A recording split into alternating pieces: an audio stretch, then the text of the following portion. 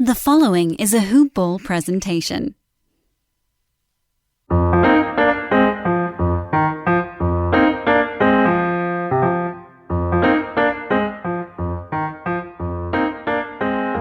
Ballers! Welcome back to another episode, another edition of Today in Sports Betting. My name is Devin Ellington. I am your host at DALE007 on Twitter. This is a hoop-ball.com presentation as well as a Hoopball Gaming presentation at Hoopball Gaming on Twitter, at Hoopball Tweets, at Hoopball Fantasy. We have all sorts of content for you folks, ladies and gentlemen, boys and girls of all ages. Lots of fantasy basketball stuff rolling out. The platform, the premium platform just came out, Hoopball 360. And it's a lot of great stuff, folks. This offseason is going to be very, very short. We already have a free agency deadline set. We have a start to the date for the season set. And on top of all that, there are some great rookies coming in and some draft breakdowns from our guys also. There's different packages for the premiums and such. And, there is the Wager Pass. There is the Brewski's 150, which are an award-winning ranking system for fantasy basketball for the last 10 years now. Top of the industry leaderboards unanimously. Aaron Brewski and Dan Bespris, our two main guys, have been turning out this fantastic fantasy basketball content for quite some time now. Very successful background in that regard. So if you want to win your fantasy basketball leagues, you've got to jump on that train and you got to get the content. Hoop-ball.com. Check it out. We got it moderately priced and modestly priced. But to tie it all in together, this show and the Hoop Ball family wouldn't be really anything or possible without our show sponsor, and that is Manscaped.com. Lawnmower 3.0 just came out. Fully electric, waterproof technology. And, here's the great news. You're going to get free shipping and 20% off. All you got to do is use promo code HOOPBALL20, HOOPBALL20, and then you'll be able to redeem some goodies as far as discounts and use it on some of their other products as well on top of that Lawnmower 3.0. Beard balms, oils, tinctures, hair products, face products, all sorts of good stuff for us manly men. All right. Well, I think this needs to go without being said, but I'm going to say it anyways. We do have Tuesday night MACtion. We got a 3-game slate. And then what's better than turning right back around and getting another 3-game slate on Wednesday for the MAC? I'm telling you, the MAC is the best thing for college football, and if you disagree, then let me know and tell me why. And if your answer isn't the Sun Belt as the best thing for college football, then you're wrong twice. So shame on you. But anyways, I'm going to talk first about Kent State and Bowling Green. This game is in Ohio, Bowling Green, Ohio. Opened at 17.5, and it's swelled all the way to 20.5 for Kent State. Lots of movement in the road favorite. Kent State does have Dustin Crum at quarterback. He's a very dynamic passer. He's a more than athletically gifted quarterback. He can move within and outside of the pocket. He can extend plays, and he's got a strong arm on the run too. This game has dropped from 59.5 at the opening number to 55.5. So I think what you're seeing there is, and whenever I talk about weather, the most common reaction for folks, I think, consciously inside your head or when you're having a conversation with someone is the fact that, well, the books accounted for the weather. Well, if they did, it wouldn't have dropped 5 or 6 points. So I'm looking at real time. I'm seeing what the real market is actually doing to the second. And, 2 days ago, I've been tracking this. And, the wind has come down from 21 miles an hour to now 19 miles per hour tonight. And the direction changed. So I disagree with the statement that the book adjusted for that because you just don't know what the weather's going to do up until kickoff. We could have 10-mile-per-hour wind whenever kickoff happens. So I stand by my wind analysis. Not to get long-winded on that. Pun intended. I think Kent State is in a really good spot here. Bowling Green is, as I talked about earlier in the show, not explosive, and they did not return any at all production from the last year's already lacking team. Kent State had a couple first game mistakes, a couple turnovers, penalty yards for 78 yards, but they ultimately won and they played really well. My -4 bet pushed, but sometimes that happens. Better than a loss. Kent State gave up a -91 mark in hidden yards, so that's something to keep an eye on. A missed extra point by kicker Seth Phillips also. So yeah, I mean there's small things, and look for them to get them tuned right. Because Coach Sean Lewis, he doesn't tolerate that kind of thing. So. Kent State, I'm expecting them to put up more explosive drives this game. They only had one last week, and an explosive drive is defined as 10-plus yards per play out of the drive success model. And they had 11 possessions last week. Only one of those was an explosive drive. So that's going to definitely pop open tonight, especially if you can get the wind to your back and use it to your advantage with the passing game. Not that Crum needs it. He already has a strong arm, like I mentioned. But, Kent State, they rank really high in the Havoc ratings, and this is only after one game, but they had 10 tackles for a loss, and they have a top ranking in the line yards department. Keep an eye on Tom Kaufman's cohorts and understudies. He is the defensive coordinator, and they only had 9 missed tackles on 67 plays. So that's a pretty decent number also. 9 sounds like a lot, but out of 67 plays, that's, some teams are a lot worse. I'm not going to spend way too much time on Bowling Green other than the fact that, this team is not great. They have a lot of young guys that have experience just due to injuries last year and need be. Shoe-in situations, fill-ins. The one I know I will say about Bowling Green is per Pro Football Focus, they actually were the 14th ranked team in pass blocking in all of college football last week. So, but their quarterback is not anything who's impressive of the sorts. Matt McDonald went 8 for 30 with 2 interceptions. So he, I think, got helped out by decent pass blocking, grading, obviously, per the Football Focus, and, avoiding tackles for loss and just kind of little things like that. The overall stature of this team is, they're not impressive. Not impressive. A lot of holes, a lot of productivity that's no longer there, and just not a strong team at all. They don't really do anything. Like I said, I think they got lucky with the pass blocking grade last week. So with that being said, got a couple different bets and angles that I'm looking to take this game. I do like the over, contrary to the wind thing. The wind has plummeted this total down, and it's already, it's still dropping. It's down to 55.5, like I said, but I locked it in at 58. I couldn't pass it up. This is the MACtion we're talking about. There's hardly any fans, no fans, I think, for the MAC, and short week, so these teams are going to be playing almost college basketball like schedules, the MAC specifically.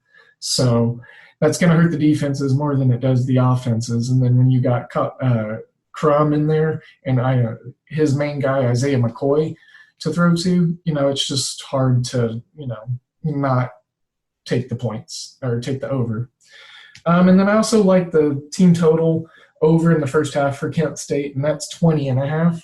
21 in the first half is not too far off. They could do that in the first quarter against this Bowling Green team. So keep an eye on that. Those are my two angles on this game. And I will now move on to Ohio and Akron real briefly. Just looking at the total over 57, talked about the replacement of Nathan Rourke with his younger brother, Curtis Rourke, redshirt freshman. But, they're playing Akron, who lost 58-13 versus Western Michigan last week at home. Ohio comes in as 26-point favorites. But, the thing that I'm looking at in this is just going to simply be the over 57. I think Nathan Rourke can be responsible for 40 to 45 points. The running game for Ohio will probably be able to get rolling as well against Akron. Akron doesn't offer much resistance and hardly any defensive department. I'm not taking any side. I do like the total to go over 57. And then here is a nice little game that I'm excited for. Miami of Ohio going on the road at Buffalo. Buffalo's minus 9.5. It opened at 7.5.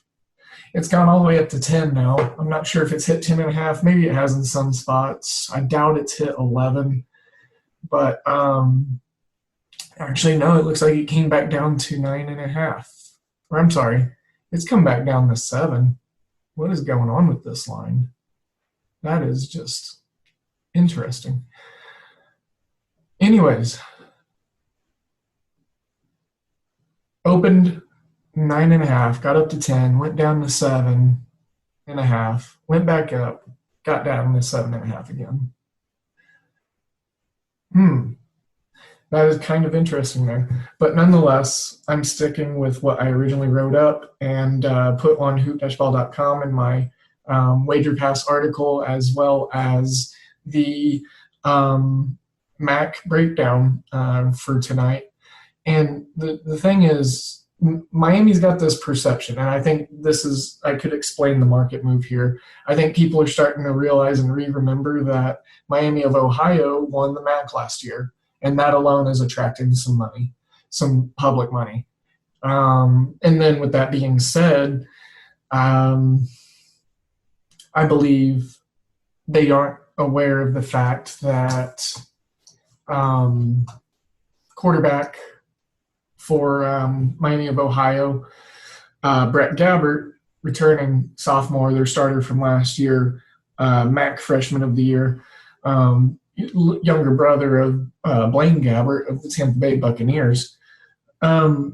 He's probably not playing, and I'm pulling the injury up right now to be 100% for certain, but he suffered a concussion at the I think it was about 3/4 into the game last week.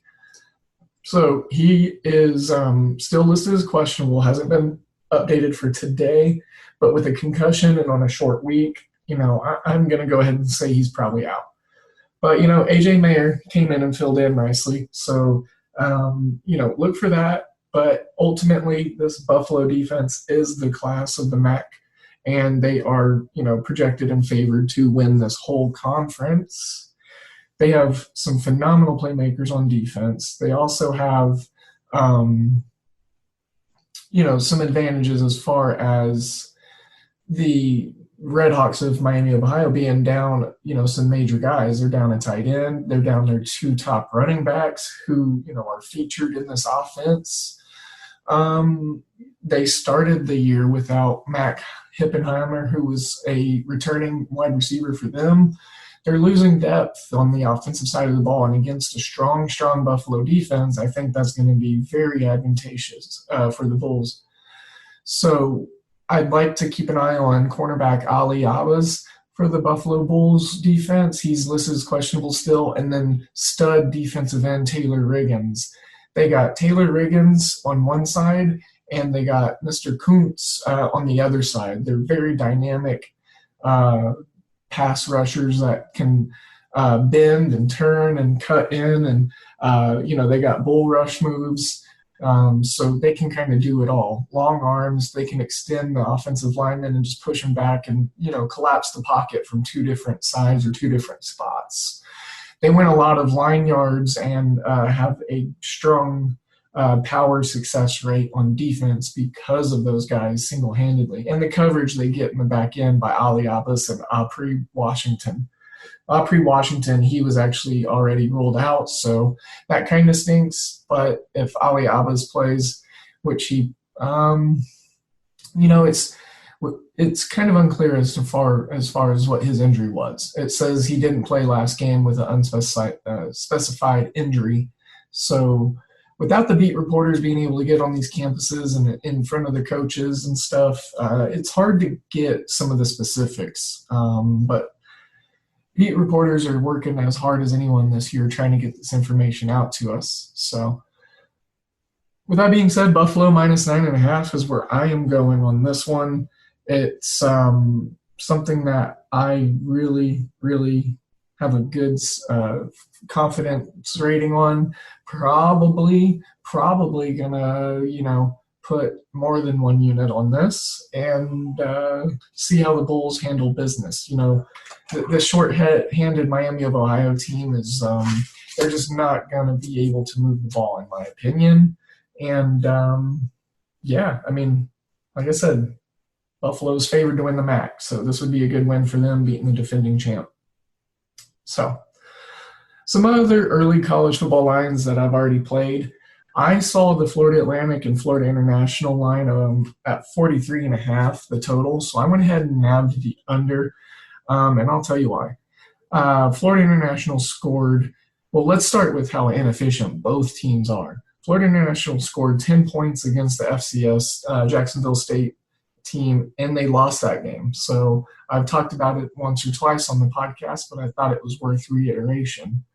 The total is down to 41.5 since I placed my 43.5 under ticket. Now it is an 8.5 point dog for the Florida International team, so they are getting the 8.5 points. Opened at 9.5. The Florida Atlantic Owls going on the road as a favorite, and Florida Atlantic's got a pretty dang good defense. They do. And they just can't move the ball offensively. I don't know if they try to, or if they want to, if they can't. But Willie Taggart, if you recall his name, just recently got bought out at Florida State, is, not an aggressive coach. It seems like after he left Oregon, his offensive ingenuity just kind of disappeared. But, this is a team last year under Lane Kiffin that was known to just absolutely punish people on the ground. So the team build from last year is still there. That philosophy change is going to be tough going to Willie Taggart's more, creative offensive plan and less smash mouth game. But right now the team talent is built around that Lane Kiffin type style, which he went back to the SEC. So Florida Atlantic plays slow. Like I said, they like to rely on that run game and the defense. Success rates are really low for both for both offenses. Both teams convert minimal third down conversions per game and run the ball 60% of the time, at least for both sides. Then there's the red zone defense. Both teams are very solid. Florida Atlantic, 1.2 opponent red zone scores per game. Now, Florida International has 5 red zone scores per game, but most of those scores are actually field goals. I mean, they have a pretty good success rate percentage-wise as far as opponent scoring in the red zone. So that is that game. These offenses are just way too terrible for me to even think about the over. I wouldn't even consider the first half over, but I've seen a couple of Florida Atlantic games, and I see how they play, and I see that Florida International's offense is anemic and an inefficient one, I should say. So look for this game to be a slow, just, drain fest. Both teams probably trying to run the ball repeatedly, unsuccessfully. Florida Atlantic, I think, allows only 2 point some odd yards per rush. So Florida International is probably going to be a little bullheaded and try to continue to do what they like to do on offense. But as far as Florida International and their yards per rush on the season, I mean, they are top 10 at 5.8. But yeah, there it is. Florida Atlantic, number 13, with an opponent yards per rush of 3.1. So, and then Florida International, 219 rushing yards per game. Florida Atlantic, 103.5 is what they hold their opponents to, which is 15th best in the country. So it's going to be a battle of strengths and see who operates the best. Now, Florida International allows 33.5 points per game, but Florida International scores 31 somehow. I mean, those are inflated off of a couple of shootouts. But as far as Florida Atlantic, they only score 16 per game, and then they only give up 11.5 on defense. So, like I said, those red zone defensive scoring numbers are pretty good, and the Florida Atlantic Owls only allow 55.56 of all red zone trips from their opponents to end in a score, which is 5th best in the country. All right. I think that's enough about that game. I'm going to talk about one last college game, and I will also go ahead and just talk a couple NFL games, perhaps. So it wouldn't be a Today in Sports Betting show without me talking about our other sponsor, mybookie.ag. And if you use promo code HOOPBALL, HOOPBALL, you're going to get 100% match on your initial deposit. You're going to get some nice bonuses, and you're going to get a $10 free futures bet. And with college basketball coming up, or with the Heisman, futures ticket market kind of strong right now with Trevor Lawrence being out with his COVID situation, might be a good time to put that free futures wager on, say, maybe a Zach Wilson out of BYU as a dark horse, or a Spencer Rattler from Oklahoma if he can get them into the Big 12 championship and win out. They've already lost a couple games, but his numbers have been crazy lately. Anyways, mybookie.ag, bet, win, get paid. They have great futures, as I was rambling on about right there, as well as other stuff such as customer service and poker and blackjack, all the above, slot games, casino games. Hoopball is the promo code. All right, and this is going to probably be featured on the Wager Pass, this next bet, for my college football bets this weekend, but I'm not sure yet because there are a lot of spots that I really like, and I've got a lot of writing to do. But that's my Coastal Carolina Chanticleers. They're at the 15th spot in the country now, and at the early parts of the season, I talked about this team, and now they're ranked, and look at them go. The bandwagon is full. It's rolling really fast, and I'm not jumping off. I'm riding it all the way to bowl season. They're 11-point favorites on the road against the Troy Trojans, and this number is current, but it opened at 7.5, and I locked in 9.5. So it's just been rising and rising and rising, and I think people are starting to find out that this Coastal Carolina defense is really, really good. Troy has had trouble moving the ball the last couple of weeks. They struggled against a tough Georgia Southern team last week, if I remember them playing that team correctly. I'll get back with you on that. But the Chanticleers have only allowed 20 total points spanning their last 3 contests. 20 total over the last 3 games. That's not a lot of points. And Troy could be down their best wide receiver in Gunnar Watson. He's nursing a rib injury. So if he doesn't go, that's big because he's their best offensive threat.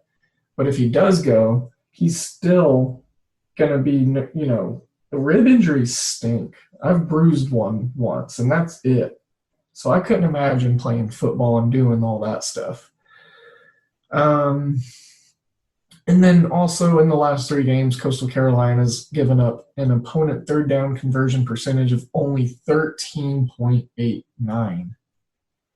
That is a low, low, low number. They are obviously the class of this Sun Belt, and I took a futures ticket on them to win the conference very early on. So kind of looking for that to pan out. Looking good so far. They are just so much more better than the rest of the teams in this Sun Belt. They dominated Southern Alabama last week. They hang 50 on Georgia Southern a couple weeks ago, which is the team that beat Troy 20-13 last week. So I am confirming that. Then you've got Grayson McCall, phenomenal quarterback. You've got this strong defense, a wonderful pass defense, to say the least, going against a team that tries to just throw the ball. That's just what they are known for. Troy's always had that kind of slinging mentality. I remember finding out who Troy was in like 7th or 8th grade and realizing they throw the ball all over the place. Oklahoma State used to play them a lot in non-con, so I kind of got familiar with them, and they're still pretty much the same team.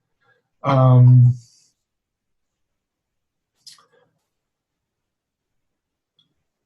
the season, Coastal Carolina allows a 25.35% opponent third down conversion rate.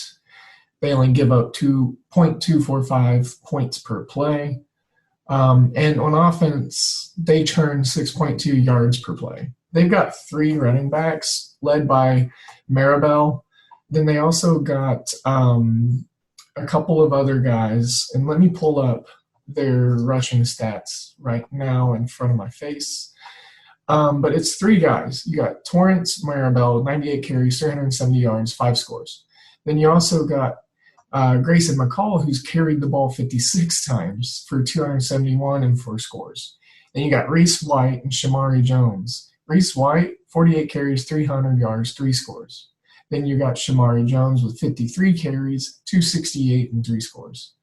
So you've got a lot of guys that can run the ball. They've ran the ball as a team for 1,433 yards this year and 16 touchdowns on the ground. And then all of those guys, they can get involved in the passing game. Maribel's got 20 catches, and then you've got Maribel's the all-around back. He's the pass catcher. Reese White and Shamari Jones only have 3 combined catches. So Maribel's the senior. He's been with the team for a while, and they are just locked in right now. They're fully healthy. They have been all year, so all these reps. And then I wanted to talk about the defensive side of the ball a little more for the Chanticleers with a specific player. He's got 60 tackles, 10 tackles for loss, and this isn't anything new. He was doing this last year. Teron Jackson, he's listed as a DN, number 9, but he's more of a hybrid, 6'2", 260. So he's a senior on this Coastal Carolina team. 10 sacks, 60 tackles. I'm curious. I want to look up. I'm going to look up some player stats here defensively for all of college football and see who leads. All right, so we got Teron Jackson, he's number 10, ranked with a few other guys with 10 tackles for a loss, but all his tackles for loss are sacks. So he is getting back there into the backfield and wrecking havoc. One last thing, I want to look for just straight tackles. If I can just find who leads the NCAA in tackles. That would be interesting to see where he sits currently, because 60 is a lot of tackles. Anyways, It's not important, but all I know is this kid's good. This kid's good. He's looked good. I've watched, multiple of these games, obviously. I'll put out more information whenever I find it. All right. So I'm going to talk a couple NFL games and go ahead and get on out of here. Actually, I'll throw in a couple of I'll throw a couple more of those early season tournaments for the NCAA basketball season out. And we will get ready to talk about more hoops here in the next couple of weeks as it gets closer to coming back. We're like 2 weeks out, guys, and that is just beyond exciting, if you ask me. It's going to be a really fun season, seeing as it was just taken away so abruptly last year and not getting to see the way some of these teams were going to finish their successes. Some mid-major schools I'm honestly excited for. I want to see Iona over in the MAAC, Mid-Atlantic Athletic Conference, with Rick Pitino as their coach now. They've been really successful in that conference, but Siena, the last couple of years, have really kind of sealed the deal and stolen the prominence away. So I want to see if he can get them back. And then let's talk about this Air Force Reserve Hall of Fame tip-off. It's presented by Citibank. So you've got what teams are here? We got Rhode Island, South Florida, Temple, and Virginia Tech. So a couple of fun matchups there. These early season tournaments are going to be a little bit, spread out. Less teams. And it looks like, so there's a couple different brackets for that tournament. And let me pull up more information on it right here as we speak. I'm seeing a couple different breakdowns for it. And it looks like the other bracket, the Springfield bracket, will be Albany, Drexel, LIU, and Quinnipiac. So some really good smaller schools there. Now let's talk about, here we go, Hall of Fame Classic. It's in Kansas City this year, November 28th and the 29th. Northwestern's taking on South Carolina. Then you got TCU and Tulsa. Tulsa could maybe make some noise in that one. Tulsa, they've been building a couple years now. Frank Haith, former Missouri coach, is out there doing some pretty good stuff. Talked about the Maui. The Bluegrass Showcase. Here we go. I'm looking forward to this one. Detroit taking on in the field against Kentucky, Morehead State, and Richmond. So obviously Kentucky's going to win that one. And then right now the Elevate Hoops MTE tournament is going to feature a lot of interesting smaller schools. We got Cleveland State, Colorado State, Illinois State, LSU, Nebraska, Nevada, Northern Iowa, Oklahoma State, go Pokes, St. Louis, San Francisco, and then Western Kentucky. That'll be a fun group of teams to watch take on each other in the tournament setting. All right. Got ahead of myself with the college basketball. Start doing some breakdowns here soon, so keep an eye out on that. All right, lastly, I'm going to wrap up the show with a couple of NFL games that I was looking at that intrigued me. And so I'll start with the Buffalo Bills going on the road, taking on Arizona. Right now it's 2 points in favor of Arizona as the home favorite. Over-under has gone up from 49 up to 56. I went ahead and just took Buffalo at plus 110 on the money line because I think this value is just going to keep coming down. Buffalo is a really good team. Arizona's got a really great defense, total defense points allowed. I believe they're in first place in the NFL. Fact check, please. But I think that Buffalo is just kind of rolling right now. They just dismantled Seahawks. This will be another nice task.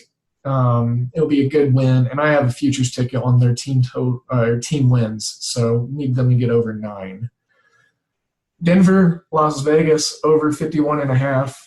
I really like this one because Drew Lock's back to being healthy, and even though they lost to the Falcons and came on late in the game, he still threw a few great drives worth of passes, and he, had some touchdowns. And then Derek Carr, this Denver defense, the reason they struggled so much against Atlanta is because they were down so many starters on defense. They were down like 5 guys just this week, I believe. So look for that to continue to detriment their team. And Josh Jacobs will be able to run the ball. Derek Carr will be able to get it to Waller. And I think, they'll be able to take the top off at least once or twice like the Falcons did with Mr. Ruggs, who has better speed than Zacharias, who is taking Denver's top off. Over 51.5 in that game. And then another one, and I'll be real brief, Indianapolis taking on Tennessee, going on the road, divisional game, -2 right now for Tennessee, it was at 1.5 at one point, but I went ahead and took Tennessee -2. Phillip Rivers, he's going to have another multiple interception game, and it's going to be this one, I believe. He's been getting lucky because of that Colts defense. So look for that to regress. So, alrighty, folks. That's going to do it for me. I got to kind of wind down here. Gots to go bartend a cornhole tournament. Going to be real fun. Going to talk about the podcast because I'm that guy. And it's just exciting right now because we got some really, really fun stuff going on. And I'm just happy that you guys are a part of it. And hopefully we'll continue to be a part of it. Don't forget the promo codes HoopBall20 over at Manscaped, and then HoopBall for mybookie.ag. Check out the hoop-ball.com website to get information on HoopBall 360. Get some nice, modestly priced, great exclusive content. And lastly, do not hesitate to DM me at DALE007 on Twitter or at HoopBall Gaming if you have some information that you want to share with me or just, dispute about or share your case or point of view. You can always do that. Feel free to email me as well, Devin Ellington 1992 at gmail.com. Yes, I am 28 years old. I was born in 1992. Yes, I was. Anyways, thanks again, Hoopballers. I am sending you all of my good vibes and all of my good energies. Let's make some money on the MACtion tonight. MACtion for Tuesday night. It's going to be fun. Take care, be safe, and I'll see you on the next video.